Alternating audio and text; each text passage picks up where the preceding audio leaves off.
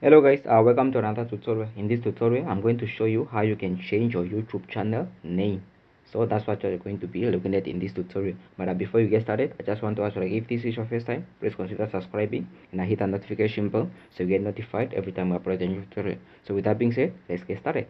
Now, to be able to change your YouTube channel name, you have to access it through your YouTube studio.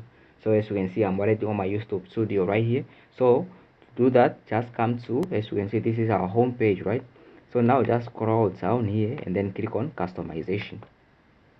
So once you click on that, this should be opening up. Now I want you to click on basic info. Click on that, and then as you can see, you got channel name and description, right? So this is your channel name. As you can see, our channel name is Kandowa Media. So if you wanted to change that, just click on here where it's written edit channel name. Click on that, and then as you can see, you have it right there. You can be able to edit it, and then once you are done, just click on publish. But for us, we're not going to change our channel name, just going to leave it that. Just know that once you change that, then just click on publish, and then it will be published. So yeah, that's how you can change your YouTube channel name.